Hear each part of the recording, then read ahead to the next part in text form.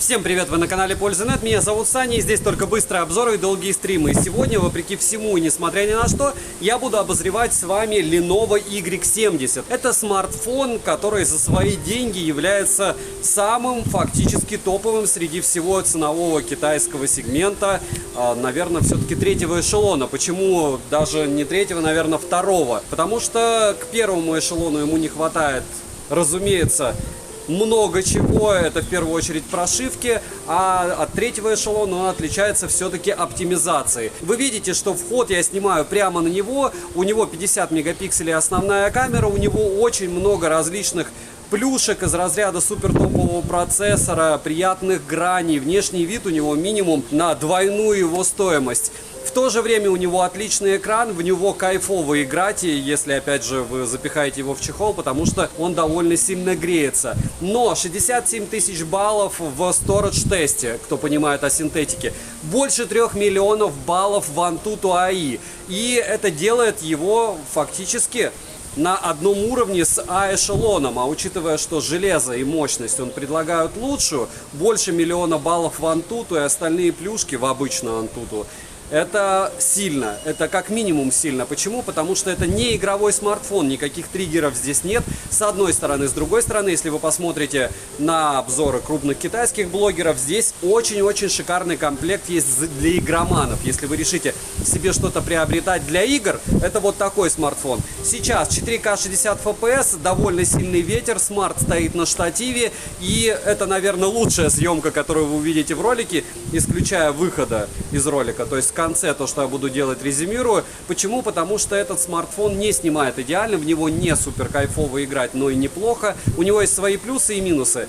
И спойлер, да, он своих денег однозначно стоит, во всяком случае тех, что отдал я за него. Не забудьте подписаться на телеграм-канал взаимопомощи, скидок. И, кстати, у меня появилась моя личная телега, нас там пока немного, 1500 человек, но я там постю результаты тестов до обзоров и консультируюсь с вами, чтобы вы хотели еще увидеть на обзор, что мне купить. Да и в принципе в режиме реального времени вы смотрите, что происходит с девайсами. Смотрим! Распаковка. Поставляется данная модель в черной нестандартной коробке. Выглядит она презентабельно, пакинг отличный. В комплекте мы имеем конверт, в котором лежит силиконовый чехол, краткое руководство и ключ для извлечения слота под 2 сим-карты. Карту памяти сюда, к сожалению, запихать нельзя. Плюс за ключ, так как он фирменный, а также из конверта можно сделать подставку под телефон. Не скажу, что это действительно нужная вещь, но согласитесь, приятная. Производитель о нас подумал. Далее в комплекте мы имеем кабель для зарядки USB-C на USB-C и блок питания на скромные 68 Вт. Последний — это сам смартфон с защитной пленкой в стоке. Весит Y70 211 граммов, габариты у него 163 на 76 на 8,5 мм без блока камер и 10,7 мм с ним. Тоненький смартфон. Розыгрыши море, читаем описание, какие сейчас актуальны. Постоянно это, разумеется, 5 Mi Band 6 серии, разыгрывается за лайк, подписку и комментарий к любому видео ежемесячно 30 числа на стримах. Приходите, разыграем. Не забудьте подписаться на телеграм-канал взаимопомощи, скидок и мой личный телеграм-канал по ссылкам в описании. Перейдем же к смартфону. Поставляется данный смарт в серой, белой и красной расцветке. Дизайн устройства строгий и стильный. Выглядит смарт и вправду интересно из-за прямых граней. Материалы хорошие, как и сборка. Корпус выполнен из металла и стекла. В руках без чехла смартфон лежит удобно, как в целом и с чехлом. Но использовать его одной рукой не всем будет удобно. Опять же, все зависит от размера вашей руки, но можно, даже мне, хотя у меня рука вроде бы не особо большая. На корпусе расположена кнопка питания, качели регулировки громкости, один разъем USB Type-C версии 2.0. Плохо, что не 3.0, но что делать? Один разговорный и один основной. Звучание здесь псевдо-стерео, и при громком звуке максимальном крышка будет вибрировать. Dolby Atmos на борту, звучание неплохое, ко всему есть много различных предустановок и даже кастомный эквалайзер. Мини-джек и К-порт, к сожалению, не завезли. Как, в принципе, и защиту от влаги, что тоже неудивительно за этот ценник. Летим дальше. Lenovo Legion Y70 оснащен OLED-экраном на 6,67 дюйма с разрешением 2400 на 1080 пикселей Full HD+. Матрица экрана абсолютно плоская, HDR10+, на борту. Также в настройках есть гейминг HDR с 3 режимами работы, и мне он понравился. Имеется сертификация SGS низкий уровень синего света, плотность пикселей 398 ppi. Напоминаю, что у меня золотой стандарт 400 ppi. В этом случае вы не видите никаких пикселей с одной стороны, с другой стороны ваш экран моментально не сажает батарею, потому что чем выше плотность пикселей, тем быстрее она уходит. Пиковая яркость 1000 нит, при прямом прямом попадании света на экран вглядываться мне не приходится, и яркости экрана в целом хватит всем. В солнечный день на улице использовать смарт можно. Частота обновления экрана максимум 144 Гц, прям игровая. На выбор также есть 120, 90, 60 Гц и автогерцовка. Мгновенная частота дискретизации касания 1500 Гц, и она меня прям конкретно обрадовала. Тест на частоту дискретизации касания вы можете наблюдать на экране, результат в принципе отличный. DC-димминг вшит, показатели шима хорошие, процент шима не выше 20%, и это очень круто, притом в любых сценариях использования. Глаза от экрана лично у меня не уставали. Автояркость работает корректно и хорошо подстраивается под освещение. Always on Display, разумеется, в наличии. Мультитач, конечно же, есть, и экран спокойно откликается на 10 касаний одновременно, притом очень быстро. Разблокировать экран можно при помощи сканера отпечатков пальцев, внедренного в кнопку блокировки, и распознавания лица. Сканер отпечатков пальцев срабатывает отлично. Ко всему, отпечаток одного и того же пальца несколько раз завести нельзя. Распознавание лица срабатывает хорошо даже под углом. Внести биометрические данные можно до 5 лиц, что очень круто. Но не круто то, что это может быть одно и то же лицо. То есть вы понимаете примерно уровень защиты. Рамки есть в 3,5 мм, и они заметные. В целом, как и подбородок. Но он не громадный и во внимание сильно не бросается. Я бы сказал, что он максимально незаметный. Экран хороший, цветопередача насыщенная, яркости экрану достаточной во время использования. Что в играх, что в повседневном использовании трудностей с экраном лично я не встретил. В настройках большое количество различных настроек для персонализации экрана под ваши предпочтения. Есть 4D Touch и не только, но, к сожалению, русского языка в стоке нет. Интерфейс доступен на английском языке. Можно перевести все это дело. Если вы переводите Lenovo, то у вас сразу появляются какие-то проблемы, включая отсутствие игрового режима и вытекающие из него. То есть при любом раскладе, если вы будете химичить с прошивкой Lenovo, у вас что-то будет включаться, что-то будет выключаться. Мне, в принципе, английского языка достаточно. В смарте и так все понятно. Процессор установлен Qualcomm Snapdragon 8 Gen 1 с техпроцессором 4 нанометра и 8 ядрами, максимальная частота которого 3 ГГц. Графический процессор Adreno 730, стандартный обвес, разумеется. Интерфейс ZUI 13 на Android 12 версии. Google сервисы устанавливаются вообще не без проблем, то есть если вы будете устанавливать Google сервисы, вам необходимо будет читать форумы и, скорее всего, еще качать Google Frameworks, Google Play Market, который встанет конкретно на вашу модель и на ваш смартфон в тот момент, когда вы его получите. Мне, чтобы завести этот смарт, понадобилось полдня. В стандартном сценарии использования на китайских смартфонах нужно максимум 5 минут, когда ты скачиваешь Play Market и все, устанавливаешь, у тебя все работает. Здесь у меня ничего не работало, это такая же история примерно у Motorola, если вы покупаете в китайских версиях без установки Play Market от продавца. В целом, если вы в себе уверены, вперед. Оперативная память LPDDR5 доступна на выбор 8, 12 и 16 гигабайт. Внутренняя память UFS 3.1 и на выбор 128, 256 и 512 гигабайт. Имеется поддержка высокоскоростного Wi-Fi 6 серии, поддержка 5G сетей, которые не особо для нас актуальны, но хорошо, что 5G есть, правильно? Для 4G Band 7 и 20 на борту. Сеть мобильную ловит отличная, связь по Wi-Fi стабильное, звучание при звонках хорошее. Датчик приближения работает исправно, как и микрофоны. Вибромоторчик линейный по оси X тактильно приятный, он близок к топам. Bluetooth версии 5.2, NFC поддерживается, за что спасибо. Можно без проблем накатить MirPay и оплачивать покупки этим модулем. GPS-тест показывает точность до 3 метров при условии, что рядом есть высотки, что стандартно для Qualcomm, но не сказал бы, что GPS работает быстро. По мне, он работает довольно медленно относительно других смартов, что я тестировал. Емкость аккумулятора 5100 мАч, в PC-марке выдал неплохие 7 часов 58 минут, и осталось еще 20%. Но это максимальная яркость экрана и это максимальная герцовка. Смартфон поддерживает быструю зарядку на 68 Вт, заряжается он от 0 до сотки от родного адаптера питания за 41-43 минуты. От зарядки бренда Huawei он заряжался за 40 минут на 84% и за 1 час на 100%. Беспроводной зарядки на борту, разумеется, нет. В играх съедает в среднем по 22%, это прям много. Я гонял его в Apex,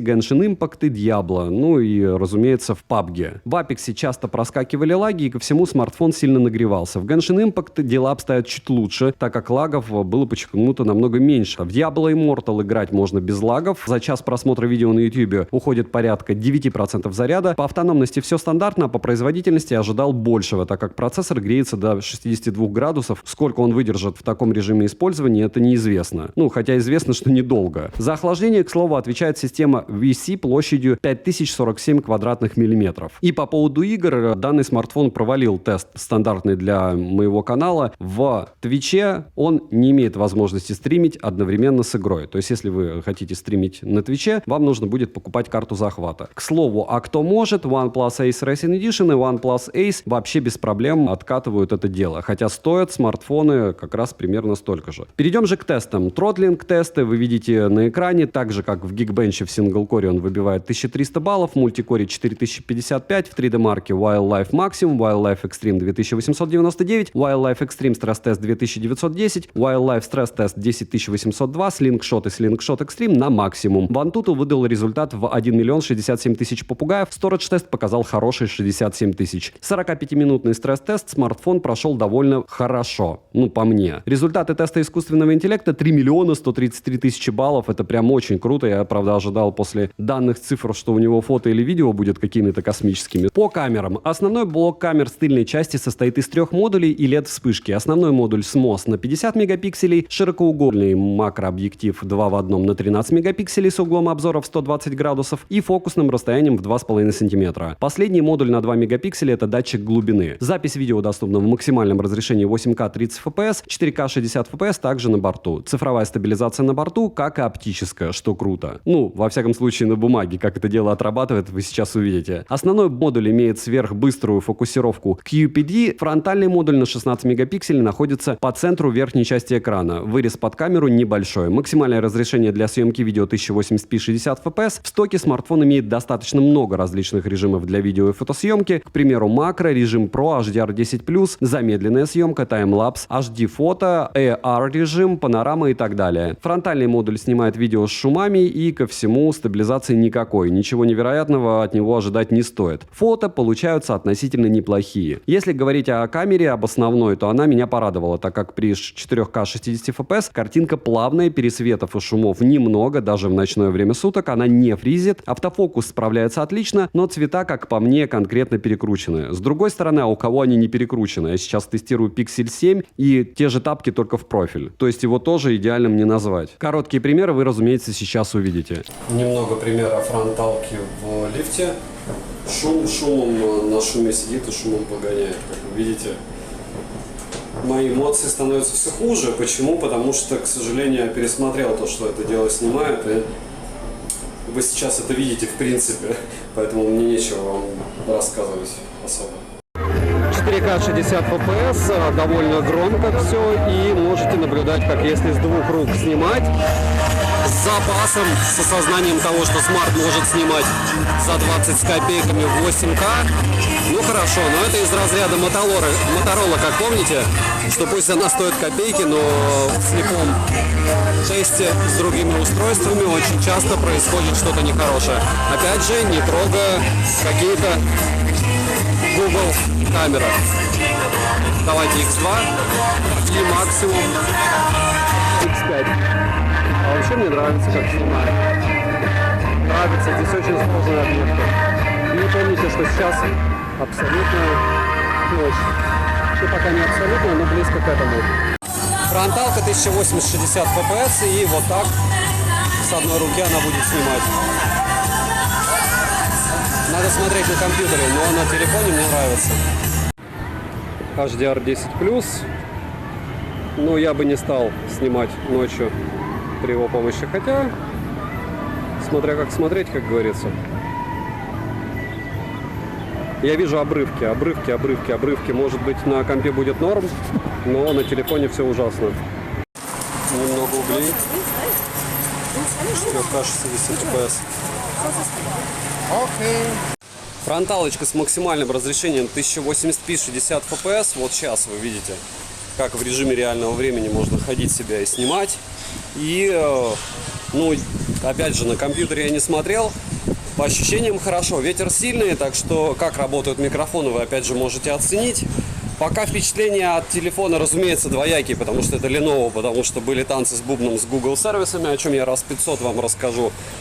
С одной стороны. С другой стороны, автономность космической бы я не назвал, с одной стороны, но это было на максимальной яркости и максимальной герцовке. Пока все нормально.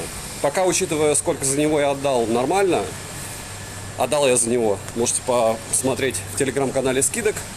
По ссылке в описании вбить название и посмотреть, какой ценник он мне обошелся. И вы поймете, почему я улыбаюсь. Нормальный смарт. 4К 60 FPS, съемка с одной руки, в 8К смысла снимать, разумеется, нет. Почему? Потому что YouTube вам максимум может воспроизводить в 4К. И никакой тут downscale. Они 4К-то сжимают почти в 90 раз. Не говоря уже о 8. К чему это все? К тому, что я сейчас вижу стабилизацию. Специально иду не в самом мега красивом месте, для того, чтобы вы могли оценить. Справа работает стройка. И слева, кстати, работает стройка. Но если вы не слышите бензопил, а слышите меня, то значит, в принципе, микро у смартфона справляется. По поводу стабилизации, ну, вы сами видите уклон. Дорога не максимально ровная. И, повторяюсь, снимаю я на одну руку. 4К 60 FPS, вот в таких миленьких домиках, разумеется, можно останавливаться, но, повторяюсь, никогда не советую никому первые этажи в Азии. Почему? Змеи, гекконы, еще много всякой живности, которая по-любому к вам заползет через какую-нибудь там щель. И 4К 60 FPS, одна рука, одно море, это не океан, и одно солнце, оно вот там. Смотрим, как все это дело справляется. Хорошо справляется. X2. X2. X5. 4К 60 FPS. И вот такая вот радость. Умножаем на 2,2. Когда-то было 1,8, буквально недели полторы назад. 4К 60 FPS, одна рука, ночные кадры этого места вы уже видели. Вот сейчас вы видите дневные, и почему-то все равно съемка рваная чуть-чуть. Ну, это смотря как смотреть с другой стороны, но опять же на смартфоне я вижу рваную съемку. Потом уже буду на компьютере уточнять, как все это происходит в реальности. После всех видов кодирования. Это X2 с дельфинчиком. И немного фронталки. Днем роллинг шаттер. Обожаю, когда он отсутствует. Ну, хотя вроде бы... Не, по-моему, нету. Нету. В отличие от Моторолы, в котором нужно... и Азуса, в котором вообще нужно автоматически отключать, либо включать стат. И там безумный кроп. Вот. Кстати, Xiaomi-шные очки. Здесь Xiaomi стоят очень дешево, такие штуки. Но очень много поделок. Из 3 очков здесь нет Али. Только одни очки оказались нормальными, а 2 пришлось отправить обратно. Деньги вернули, но как бы неприятно, потому что цена одна и та же. И модель одна и та же. Хотел протестить просто. Думал, что все фейк придет. Но не все пришло. 4К 60 FPS. Внутри здания, с одной руки съемка, но стараюсь плавно. И, кстати, к слову, зданию больше 5 лет, но состояние как новое. Один шлемов. И тест камеры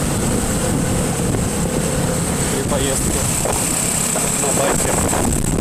Основной 4К 60 FPS. Можете оценить. Притом уже горят фонари, то есть не идеально солнечно. С одной стороны, с другой стороны.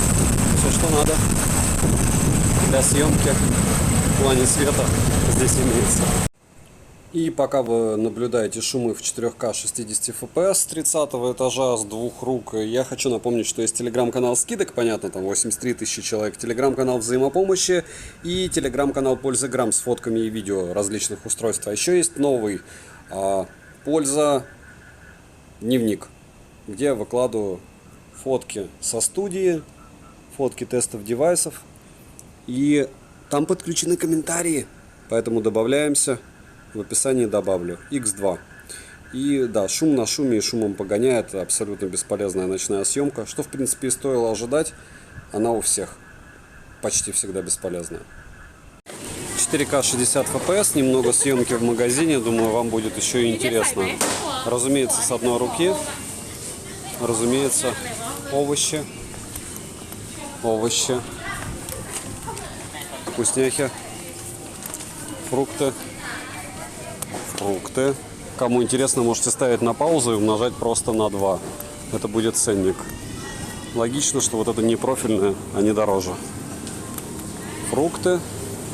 И насколько хорошо работает автофокус. Раз, два, три, 4. И вот 5 потерялся. 6, 7. Нормально. Фронталка 1080p 60 fps. Роллинг шаттера нет. Освещение, разумеется, идеальное для съемки. Рассеянный свет. ТЦ. И вот так, допустим, раз. Смотрим, как он быстро перестраивается.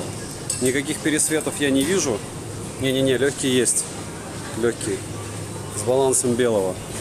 Продолжаем извращаться, да, и мучить смартфоны по съемке. Хорошая очень съемка за его ценник. Очень хорошая. Для фронталки тоже, понятно, не 4К, но неплохо. 4К 60 FPS. И абсолютная ночь. Бассейн. Все плохо. Если включить флеш, то станет все намного лучше.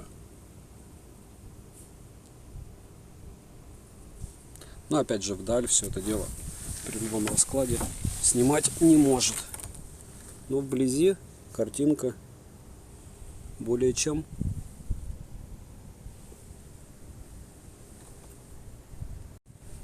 Фронтальная камера 1080p 60 fps. Как вы видите, в ночи она включаться, подсветка не может, не хочет. Не желают они у Realme учиться ничему. У бренда первого эшелона с кружочками. Чтобы лицо было в кружочке, а экран меня подсвечивал. Lenovo считает, что нечего меня подсвечивать, лучше голос и пятно. Минусы: нет возможности расширить внутреннюю память, нет мини-джека, нет ЭК-порта, смартфон сильно перегревается, также интерфейс слегка у меня подлагивал, оболочка по мне не супер. И если говорить откровенно, это реально проблема при покупке данного смартфона. Да, вы получаете топовое железо, которое просто склеили, упаковали красиво и все. Но что-то это железо может. Давайте объективно, играть кайфово в каких-то моментах, в каких-то нет. Снимать можно. Цены можете посмотреть по ссылке в описании к видео, перейдя либо в телеграм-канал скидок, допустим, можете посмотреть, вбив название любой модели, любого смартфона, либо девайса, в какой ценник были они на распродажах и были ли на них приятные цены, чтобы ориентироваться. По идее, любая железка, если это электроника, должна становиться дешевле. Но, к сожалению, так в жизни не происходит. Почему? Потому что доллар укрепляется, наша валюта проседает, и летом цены были приятнее, чем сейчас. Не забудьте подписаться на телеграм-канал взаимопомощи и скидок. Огромное спасибо всем, кто посмотрел. Ну и резюмировать я могу только, к сожалению, неприятно для покупателей. Почему? Потому что это будут танцы с бубном по заводу Google сервисов. Да, возможно, вы быстро победите, но все равно это дело неприятно. Это будут все время танцы с бубном по поводу русификации, либо второй вариант обновления прошивки. Этот смартфон однозначно жестко перегревается. То есть он у меня нагревался до 64 градусов процессор, и сегодня он ведет себя хорошо с этими температурами, этот проц. А послезавтра вы сами прекрасно понимаете, что происходит с термопастой и остальными прелестями. То есть вполне возможно он не вывесит, скорее всего. Если брать какие-то другие минусы, помимо перегрева, помимо того, что у него не суперская съемка, помимо того, что если вам нужны игры, вам нужно покупать аксессуары все равно дополнительные, потому что этот перегрев будет очень сильно влиять, и все равно через минут 40 игры смарт начинает конкретно подлагивать, не считая, кстати, тяжелых игр из разряда Apex Legends, либо что-то подобное, потому что там, в принципе, видны микрофризы. Поэтому, если вы решили приобретать данный смартфон, идеальный ценник, опять же, чтобы мучиться, потом поиграться, и, я думаю, бросить, потом перепродать на Авито, это 21 тысяча рублей. Если вы фанат Lenovo, и вы знаете, что вы хотите, что у вас не будет русского языка, точно, что у вас будут проблемы со связью, вполне возможно, что съемка вас будет сначала радовать, потому что вы будете смотреть ее на экране телефона, а потом она вас будет расстраивать, потому что вы будете смотреть ее на экране ноутбука или планшета или YouTube. Вы уже видели примеры съемки. И насколько бы мне не нравился этот девайс, я могу вам вот прямым текстом сказать: вы фанат Lenovo, у вас они были, вы понимаете, что такое не глобальная версия смарта от Lenovo. 25 тысяч welcome, он вас порадует. Если вы решите поиграться, 21 тысяча, но без надежды, что вам придет смарт и останетесь с ним. Многие, кто пишут, здесь же лучше железо, чем в Realme GT Neo 3, либо Realme GT Neo 3T, либо Poco F4 GT, который падал до 26 тысяч во время сейлов. Да, Какие-то моменты здесь есть, здесь обалденный сенсор, здесь классный экран, здесь минимальный шим. Но все это накладывается на оболочку, которая лично у меня подлагивала, все это накладывается на проблемы с заводом гуглов и на обновление, на русский, ну, все это в сумме. Одно дело, когда ты покупаешь планшет за 9000, который в России стоит 18, у Lenovo вот такие планшеты, перепрошитые с Китая на Global, не обновляются, да они, да и в топку. За такие деньги OLED-овский я покупал за 18 тысяч, обзор на канале, цвет, блеск, красота. Если говорить о смартфонах, я и никогда не буду их советовать, пока они не сделают первое глобал, второе за адекватные деньги, и третье что-то у них будет хорошо. То есть я смогу сказать, в них классно играть или на них классно снимать. С ним классно ходить, он тактильно очень приятный, очень классно выглядит. Но вот через какое-то время даже вот эта блямба блестящая с модулями камер вам покажется пошлятиной. Я на 99,9 в периоде уверен. Поэтому от меня девайсу, за какие деньги я сказал уже, да, не забудьте подписаться на телеграм-канал взаимопомощи, скидок, мой личный телеграм-канал с примерами фото и видео, и, разумеется, прийти 30 числа на стрим для того, чтобы мы сравнили этот девайс с Pixel 7, который я тоже считаю не идеальным смартфоном. Они в каком-то смысле одинаковые. Опять же, смотря за какой ценник вы все будете брать. Повторяюсь, девайсу за те деньги, что я его приобрел, а я скидывал в телеге скидок, за 21 тысячу я его покупал. Однозначно да, я уверен, что за 19 он у меня уйдет. Добра и удачи вам, дорогие друзья.